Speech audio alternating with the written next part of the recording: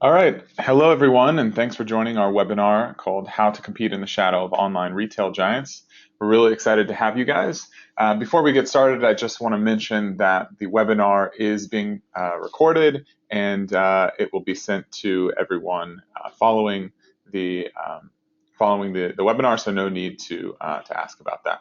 So let's go ahead and talk about who's leading the webinar. So myself, I'm Dan Hillier on the left here. I'm a product marketing manager at Similarweb. I've been here for about 2.5 years, and I'm joined by my colleague James Percy. Hi guys, really looking forward to getting into how we can help the retail market today. I've also been at Similarweb for about the same amount of time, and it's been great watching everything grow, and hopefully some of you guys have come on board as customers during that time. And we're going to show you today how we can really take things up a gear. For today's agenda, we're going to start with just a brief introduction to Similarweb, talk a little bit about our different solutions and how we collect our data, and a few of our customers in the retail space that are using Similarweb. From there, we're going to move on to some actual insights, and we have a lot of really cool stuff to show you guys today. And in the end, we're going to have a Q&A session. So I encourage everybody throughout to use the question bar on the GoToWebinar to ask questions, and we will answer them at the end. If we don't get a chance to answer you in the webinar, if there are too many questions, we'll be able to, of course, set up a personal one-on-one meeting where we can answer all of your questions. Great. So here is an image showing our three solutions, Similarweb solutions, and these are really the three ways to consume Similarweb data. So for retailers, they're using a combination of our Similarweb Pro SaaS solution, and so they can access our insights with just a few clicks of the button, and they can access this any time of the day, as many sites as they want. So this is a really easy to use interface for getting daily insights. Now we have next the middle product, Similarweb Digital Insights, is more of a customized, deeper insight than the Similarweb Pro, and we're allowing you to achieve some of the same goals, but really on a bit more deeper level. So talking about things like conversion rates, SKU level conversion rates, and understanding sites and domains on a much more deep and granular level. And then lastly, on the right, we have API and integration. So we allow our customers to access all of Similarweb in their own interface, in their custom dashboards, however they want to consume the data, whether it's in their Tableau dashboard or through Excel. We can streamline all of our data directly into a feed into our customers' workflow. And so these are the three ways that our customers consume our data, but really the solutions and the data is the same, very similar across these platforms. Now, I'm going to talk a little bit about how we collect our data. So we have Similarweb has a very unique multi-dimensional data collection approach. And this is really the foundation of our business. So at the end of the day, our insights, it comes from our incredible data. And so we leverage hundreds of sources of data, which we categorize into 4 distinct groups. So our first group is the data, the global panel data, and the second is the supplemental data, third, public data sources, and then lastly, the direct measurement data. So these are the 4 groups of data sources that we collect, and I'm going to quickly go through each source. So it really all begins with collecting digital behavior at massive scale. So our first source is the global panel, which is actually a consumer product-based panel. So we have a dedicated team at Similarweb that builds consumer-based products. We build very high-value products with an amazing user experience, with absolutely no advertisements, no incentivization. So we focus on building in certain categories that we know are very important to consumers, and thus the products are very sticky. So as the consumers use our products, they're able to provide us with anonymous digital behavior. And so our supplemental data source is really a way to just build up that global panel even bigger. So our global panel is actually the largest panel in the world. We have hundreds of millions of desktop and mobile devices, and our supplemental data sources, which come from ISP, internet service providers, really adds a lot of breadth to that panel. And so it's very, very similar data, but it really just helps us to kind of focus on certain areas that we may need additional supplemental data. The third source, our public data sources, is really important because this allows us to actually collect information that's available to the public in the digital world. And this helps us to understand the site structure, the taxonomy of websites. So what are all the different subdomains and how are sites built?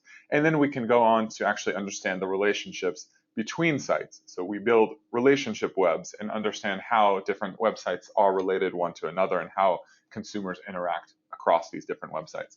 So once we have this public data source, we're able to really understand and structure our data into different formats. And then lastly, to tie everything together, we have a team of leading mathematicians and statisticians that use our direct measurement data, which is Google Analytics, Adobe Analytics, various analytics tools that customers and prospects are giving to Similarweb. So we have hundreds of thousands of sites and apps that have actually provided their direct measurement data, such as the providers that I've mentioned, to Similarweb, and we're able to use that data to actually really build our calibration and prediction algorithms, our machine learning algorithms, because we're able to understand how our panel and the other sources, the supplemental data and public data sources, really relates to the actual measured data. And from there, we're able to extrapolate for every geography, every site, and every app in the world.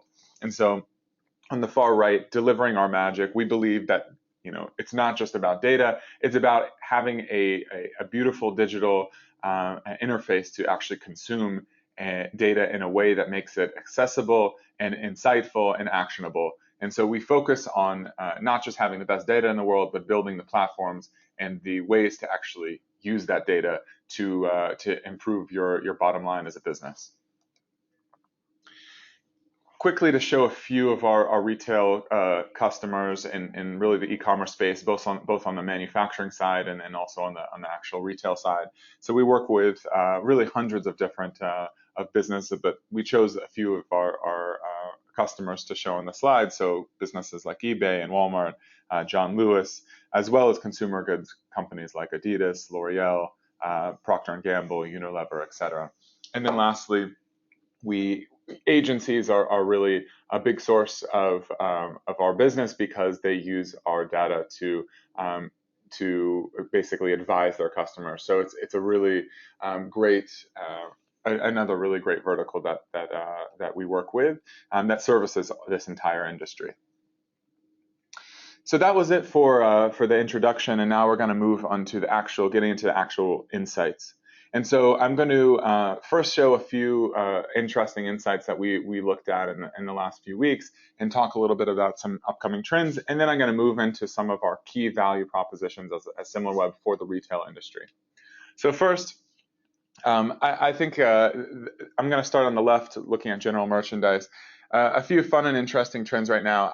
I personally really don't get fidget spinners.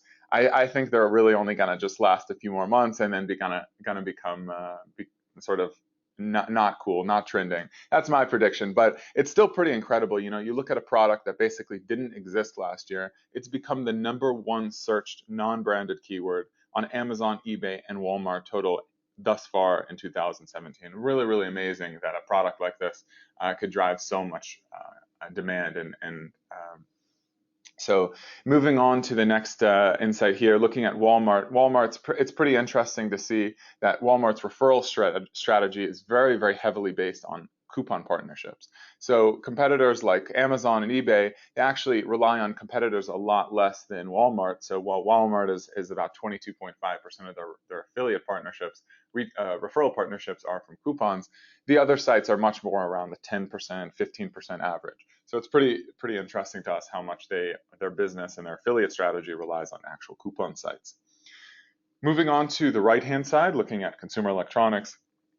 So Nintendo Switch has really been making waves this year. So earlier we published a blog post and we got quite a bit of pickup in the PR from VentureBeat and a few other outlets showing the impact that really one product can have on the on sales for retailers. So here's just a quick preview of the VentureBeat article that used Similarweb data, but we were pretty amazing that a product like this could drive so much traffic, and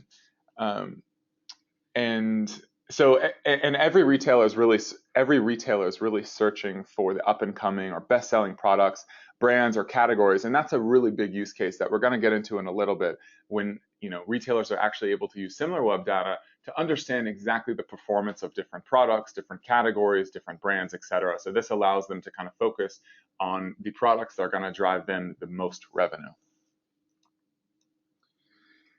Now moving on to apparel. So the apparel industry is always fun to look at because of the heavy seasonality. So here we're looking at a graph of the monthly traffic for three main apparel sites: Macy's, Kohl's, and JCPenney, that are pretty big, especially in the United States.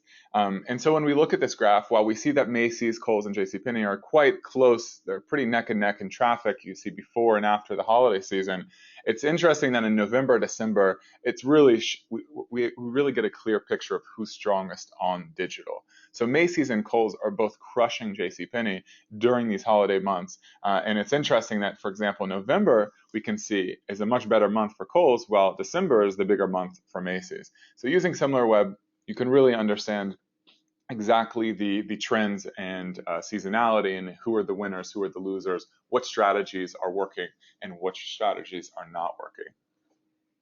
Moving on to beauty. So this is a pretty cool infographic that we have here, kind of showing the difference between two really big beauty sites, Bath and Body Works and Sephora.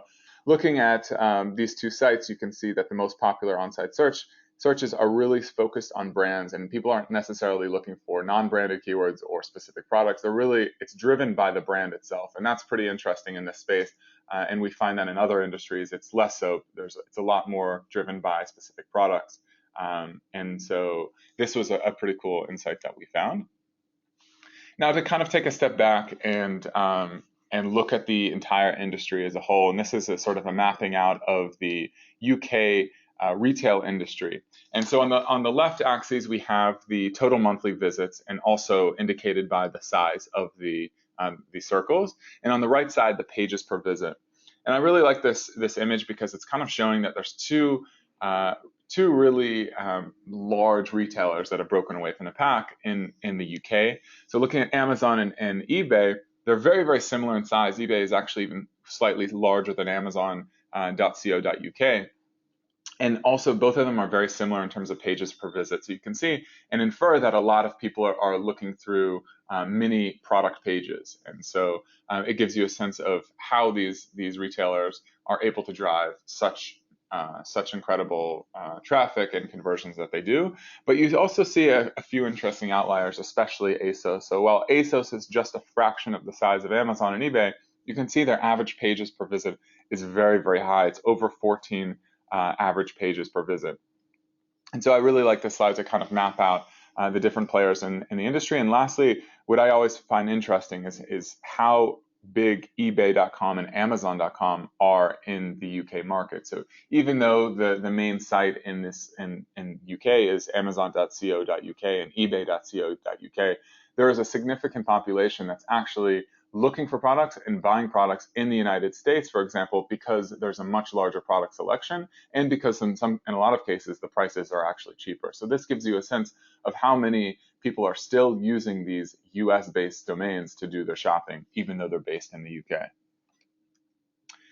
Now, looking at an analysis that we did on a 30-minute interval we call Traffic Pulse. So this is actually looking at Prime Day for Amazon over the course of 24 hours. And so what's really interesting, so the blue line is showing Prime Day 2017, and the orange is showing a month before, basically the average in June. And so you can see how traffic looks. So it starts, it's very, very low, and then it starts peaking as we get to sort of the middle part of the day. So around 2:30, the traffic really peaks for Amazon, and you can really see the magnitude of Prime Day, and it really almost doubled their traffic. And what I also think is quite interesting is looking at things like conversion rate. So we can actually understand exactly the performance of Amazon.com on Prime Day and compare that to both the average in June. So the average in June was just over 8% on Amazon, which is incredible. But you can see how well Prime Day is for Amazon and how well it's converting their consumers. So over 11% conversion rate in 2017. But what's interesting is even though their traffic, we analyzed their traffic was bigger in 2017 than 2016 Prime Day, you can see their conversion rate in 2016 was actually significantly higher, over 14% conversion rate in 2016. So Similarweb has the ability to actually tell you the conversion rate of a website, and then we can go much, much deeper as we're going to dive in just a few minutes. So from here, I'm going to let my colleague James take over. We're going to start by talking about how Similarweb allows businesses to benchmark themselves against competitors and market leaders. Thanks, Dan. So benchmarking is a very interesting topic. It's something I personally struggle with a lot when I speak to customers is what's kind of the purpose? What's the use case? What are you going to do with this kind of data? And a lot of the times when we're speaking to retailers, that becomes a very challenging discussion because of granularities. So tools previously like Similarweb, but more commonly like the Comscores of this world, they focus a lot on domain level volume data. But Similarweb now has the ability to go a lot more granular than this. And not only does this get you better insight into an individual website, but it also allows you to benchmark and compare a pure play site like Nike.com to Nike within a complex marketplace like Amazon. So what this graphic on the right-hand side is showing you is the size of the sites, which instantly shows, as you guys probably know, why comparing Nike.com to Amazon.com is borderline pointless, with 12 compared to 830 million. But then when we get down to a brand level, we can look at the e-com section of Nike and compare it to the entire Nike brand on Amazon, and you see that Nike is doing a lot better. And then at a category level, a lot of that advantage is lost. So when we're just looking at shoes, it's getting a lot closer. And then at an individual product level, we can still tell you the views that those products are getting. So Dan mentioned earlier about the size of our panel and it allowing us to show you data that other companies can't. This is a really good example. You almost need an exponential increase in panel size for each level that you're going down here. But traffic is only one half of the picture. And on the next slide, we get to look at conversion, which again is something that's pretty unique to Similarweb. So here we can see that advantage that Nike has traffic-wise over Amazon is immediately wiped out. And it's important to point out that the data on this slide was run before the announcement about Nike and Amazon now working together. And maybe this is a large part of the reason that they are, because the Nike domain has a conversion rate of just under 3%, but the Nike brand, before they work directly with them, has a conversion rate of closer to 7%. So it's much, much more effective. And what's interesting is for a leading product like the men's Rush 2, Nike still has a very strong conversion rate, similar to the domain average. And we do have the ability to even tell you that within a site like Amazon.com. So that was a quick kind of intro to our ability to dig into a site a little bit more, just looking at the various granularities that we can go into. What we're going to do now is kick into how we can take that data and actually make it useful and valuable, both for companies that compete in the e-com space and also for consumer goods companies that rely heavily on the e-com industry. So this section focuses on how we can make marketing optimizations based on Similarweb's data. And obviously, in order to make marketing optimizations, we first need to understand what we refer to as the marketing mix of a website. So here we're looking at Argos, and we can see instantly the traffic breakdown. So Argos is very, very reliant on organic search, their biggest channel. They're pretty reliant on their brand power through direct, but they do quite a lot, about 5 million visits a month from PPC and quite a lot from affiliates, i.e. referrals as well. So not only can we show you the sort of top level channel strategy, so you can quickly identify differences between Argos versus Littlewoods, for example, but we can also show you the individual metrics. So how much traffic did Hot UK Deals send to Argos in this specific month? But just like we discussed a moment ago with traffic versus conversion, we also need to take engagement metrics into account. So here we're looking at Chewy.com in the US, which is a pure play pet retailer. And we've got exactly the same graph in terms of channel breakdown, but we're also able to show you a number of engagement metrics. And the most important one when understanding top level channel strategy is bounce rate. Because if PPC is 4 million, but it's got a growing bounce rate every month, then that's not a good signal that that channel is worth looking into anymore or researching anymore. So not only can we show you the engagement, but as you can see with the bottom graph, we can actually trend this over time as well. So now we've shown you the ability to identify differences in strategies between your site and your competitor, or between one channel partner and another. And then we've shown you the engagement metrics to give you an indication of performance and whether those channels are effective or not. But the only way to truly know the effectiveness of a channel is to look at how that channel converts. So on the left-hand side, we're looking at Chewy's channel conversion. So the data in blue is exactly the same as the previous slide. It's just showing the amount of visits that each channel generated. And then we've overlaid that with conversion by channel. And you can quickly see that paid search, which we pointed out on the last slide as being very important, is actually their second worst converting channel, coming in almost half that of affiliates and referrals, which is pretty staggering. But the challenge here is we're looking at one moment in time on the left-hand side.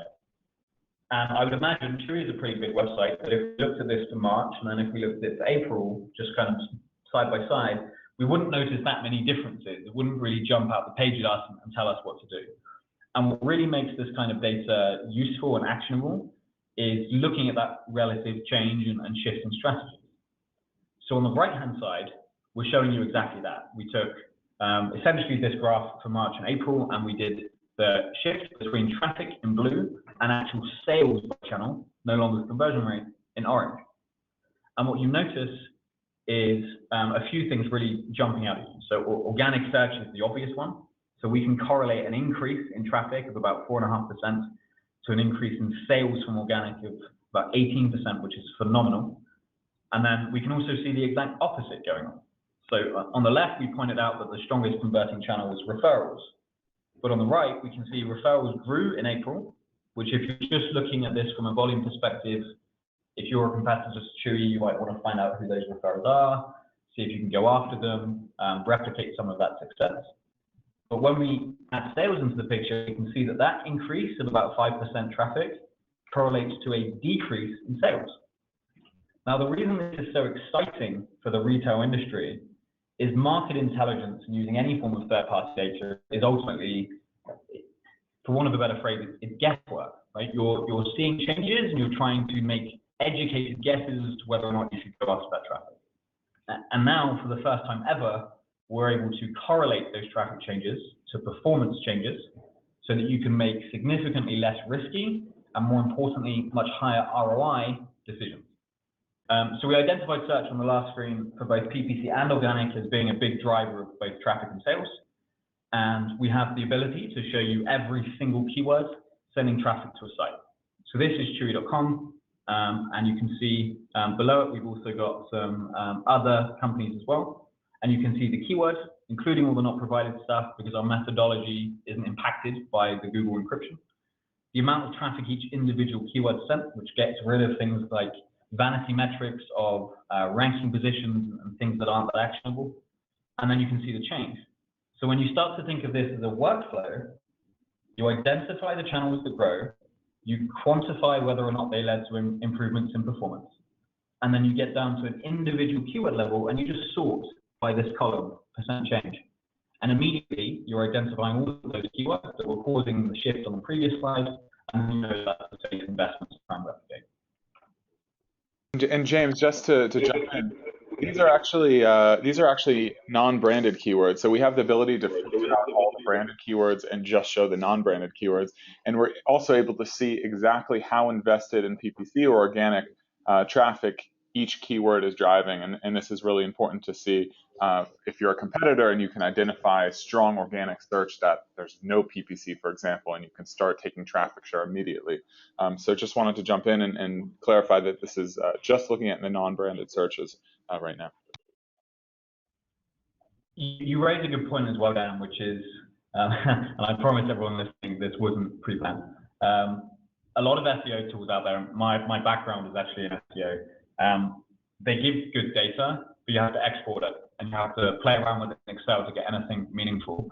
For those of you that haven't used Similarweb before, it's definitely worth spending half an hour of your time getting a demo from one of our consultants, because you can do your entire search analysis within the user interface. It's incredibly easy to use and manipulate, as Dan said, immediately wiping out things like branded search terms.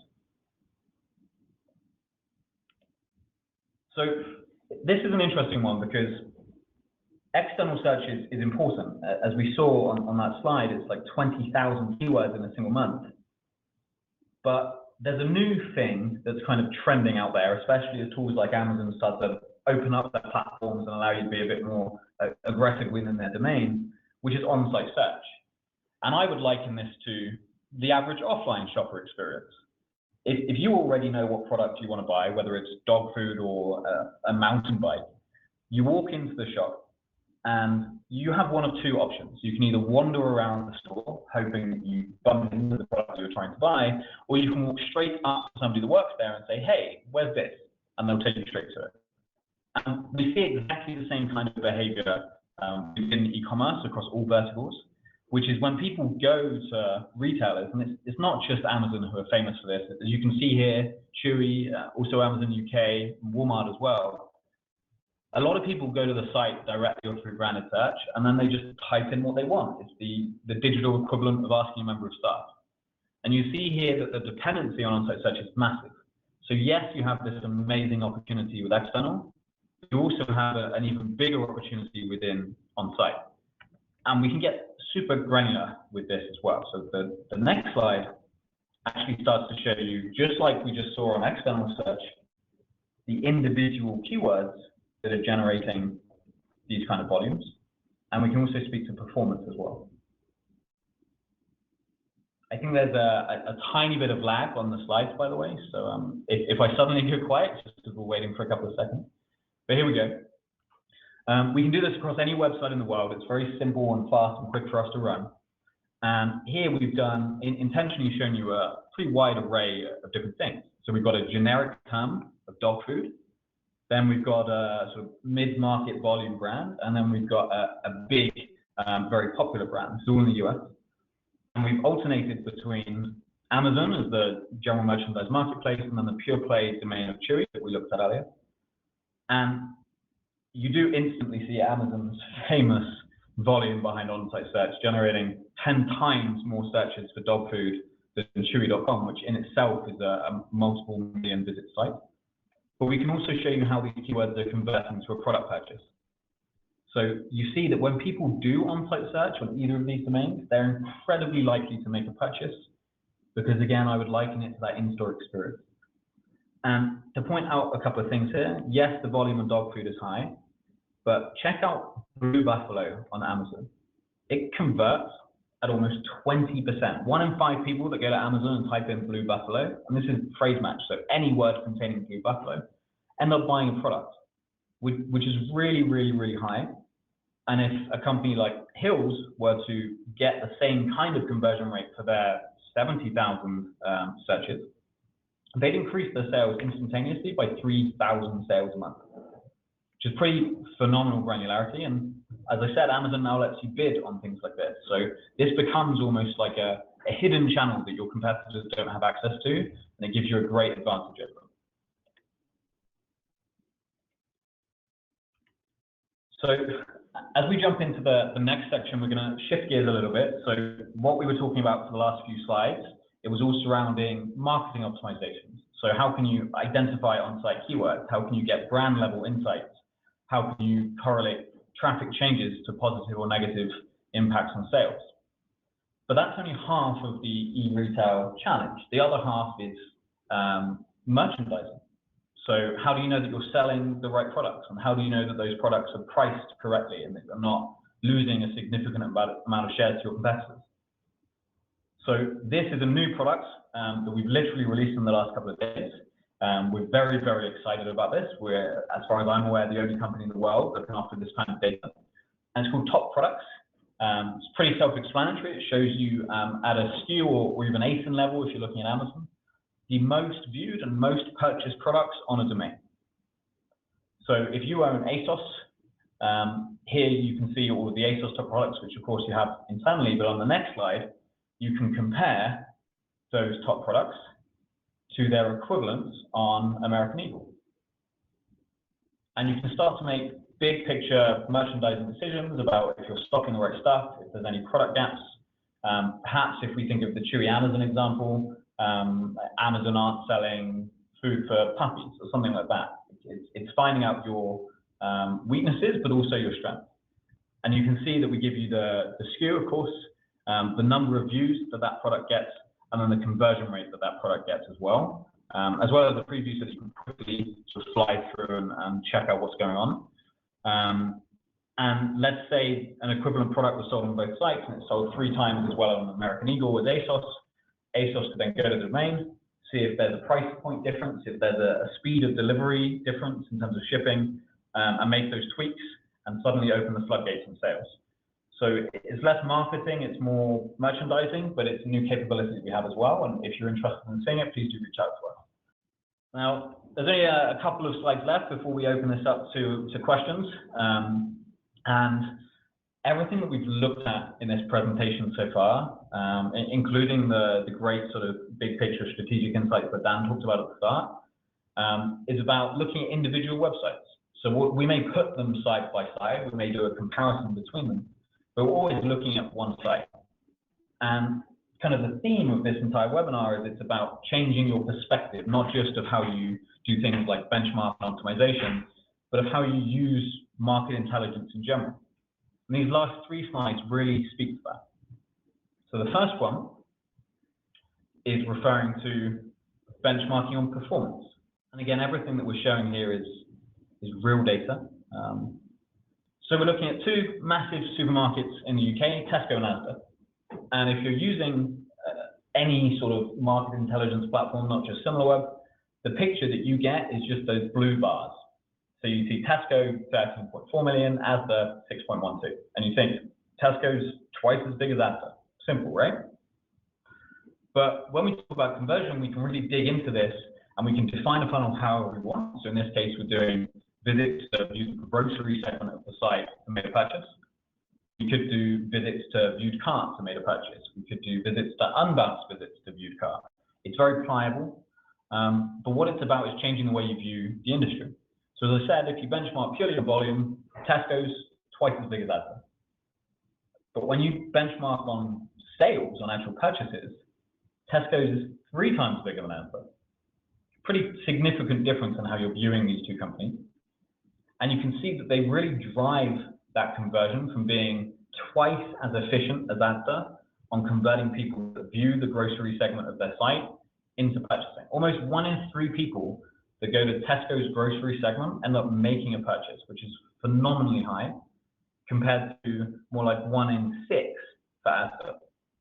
So there's a massive difference there. And what you can do is, as you're defining these funnels, if you're the retailer, you can do it equivalent to your funnel, and you can start to see these, I call them mini conversions, the steps that are happening between each segment.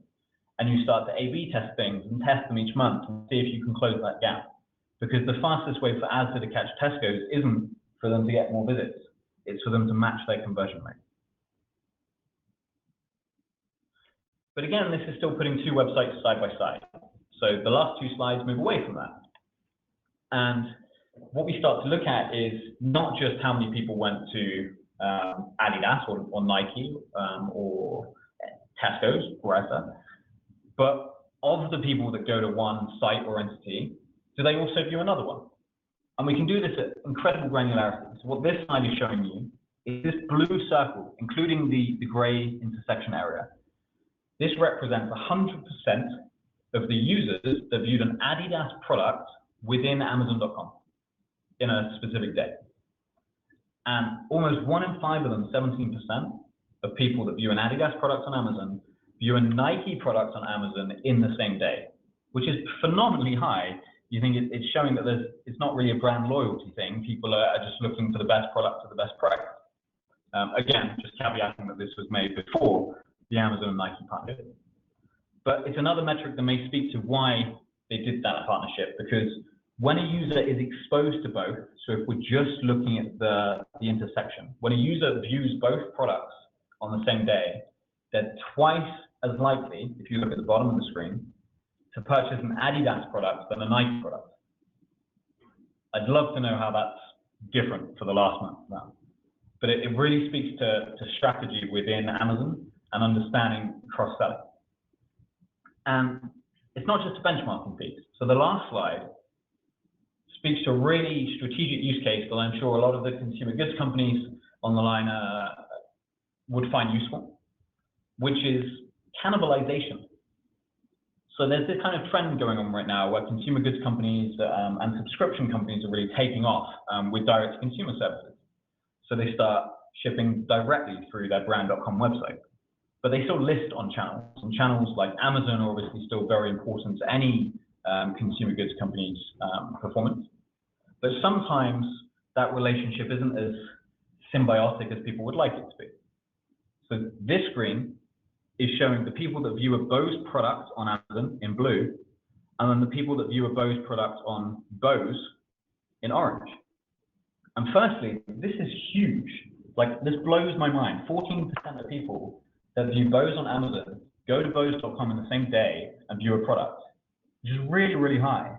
But what's slightly alarming for them is when a user is given the choice between buying on the direct-to-consumer site and buying on the marketplace, they're 6 times more likely to buy on the marketplace, where it's probably cheaper and it's probably faster delivery.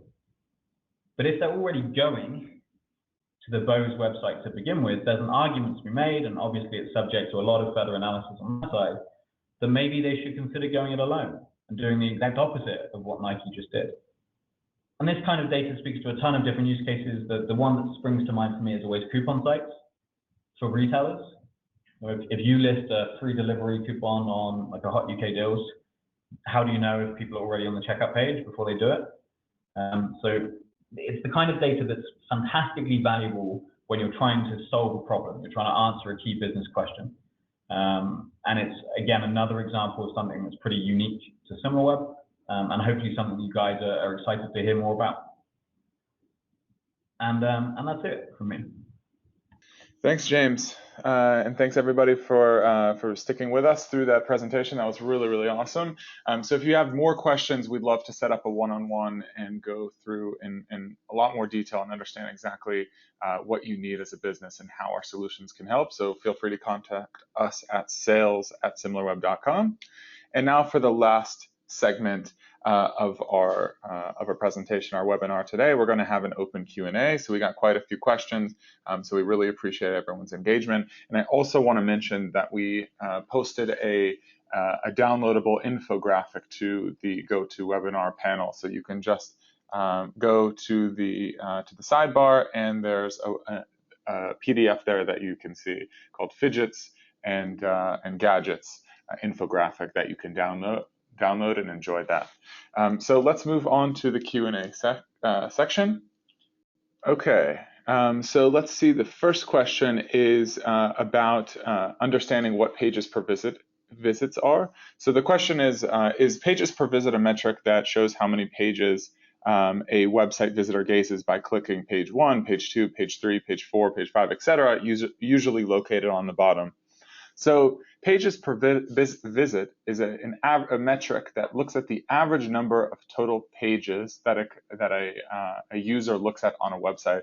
And this can be any type of website. So on a retail site, it's typically the number of products. So if I go to Amazon.com or I go to Argos, I'm able to navigate to, let's say, a category, and that's going to be a page. Now I can select a subcategory, and that may be a page. And then I can start to shop through different products, and then I'm going to make an on-site search. So all of these different actions are pages.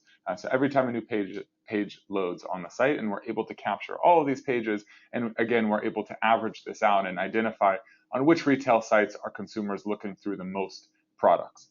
So great question there. Now moving on to the next question.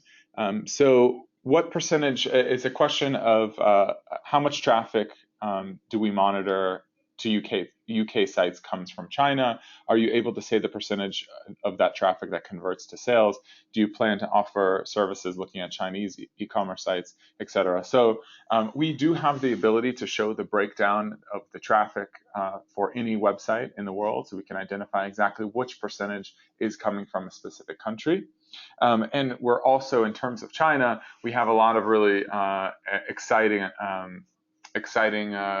developments happening there, and so we're working on building out our Chinese data across desktop and mobile, and so we have a lot of exciting things coming out soon.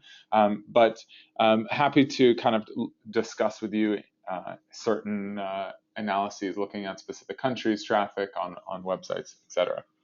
The next question is how to increase ROI sales of a startup e-commerce in competition, with market giants like Amazon, eBay, etc. So great question. So trying to understand how can you improve your ROI, your sales, if you're a startup in the e-commerce space and you're competing with the giants. James, you want to take that question? Sure. I think it can actually serve as an amazing opportunity, because sites like the giants, like the Amazons or the Argoses of this world, if we're looking at the UK, they spend millions and millions of pounds on market research. They spend a lot of money on testing different performance marketing channels, having all sorts of analysts analyze the results and decide whether it was a positive or negative impact for their business. And they've been doing this for decades. So Similarweb has access to all of these fluctuations in traffic, and as you saw in the presentation, also how it impacts performance. So you can actually allow the giants of the e-com world to do the market development research for you and tell you where to focus. On top of that, being able to really drill down into an individual category or brand within Amazon and see what makes that tick can really inform your own e-commerce strategy or direct-to-consumer strategy as well. And the nice thing about performance, particularly around conversion, just as you saw with the Chewy.com data earlier, it's all about relative change. So you're not going to be dwarfed by a large site and be unable to make any comparisons, because we're going to be looking at percentages and ratios and how that evolves over time, which is much more actionable, and it also gives you a much better like-for-like comparison. Thanks, James. So next question is talking about the SKU products. So we tell about the top products on a website. Where can you see this on Similarweb Pro? So in the beginning of the presentation, I talked about the 3 different platforms, different ways to consume Similarweb data. And so our top SKU, top product data, is currently part of Digital Insights, which is delivered as in the form of custom reports. So this is something that we can work directly with you, and is not currently available in the Similarweb Pro platform. There's quite a bit of data, manual data work that goes behind that, and also a fair amount of consultancy work as well, to try to understand exactly what challenges or goals they're trying to achieve. So the top products, top SKUs is part of Digital Insights, and that's something that we're happy to discuss with you guys. Next question. On one of the merchandising slides, you show that you can compare the performance of SKUs, comparing one SKU to the next. And so how can you identify what are similar products? Is it based on the product's meta description, name, other?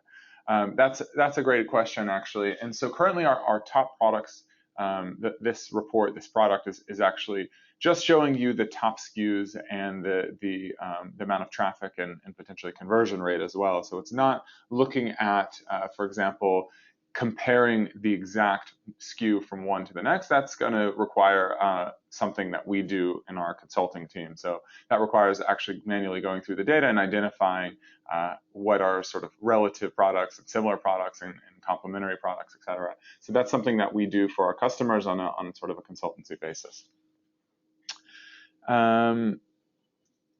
let's see here, maybe last question here. How do you define conversion in Similarweb? Is it last click attribution as well? Great question, actually. So it depends on sort of what specific product we're looking at. If you're looking within a retailer and you're viewing multiple different products, which product gets the sort of attribution for conversion, or whether or not you're talking about a channel. So if a user comes from search or from display, is it based on the last click? So for channels, it is based on the last click. And for products within Similarweb, we actually have developed our own algorithm, a very smart algorithm that is able to identify what product is actually purchased on a site like Amazon. So it's not necessarily clear when a consumer is looking and shopping through lots of different products, which product they actually purchase. And we have the ability, based on a number of algorithms that we've built, to identify which products they did in fact build. So the attribution there is not a linear or a last click attribution. It's based on a specific algorithm that we've built that includes a lot of different components. So I'm happy to talk a lot more about attribution. We can have a very in-depth discussion about that. And that's it for today. Thanks everybody again for joining. I will send out the recording to everyone that joined, and we encourage you to share this with colleagues as well. And we'd love to have a one-on-one discussion with you guys and learn more about your business and see how we can help. So thanks again, everybody, and we look forward to talking to you guys soon. Take care. Bye-bye.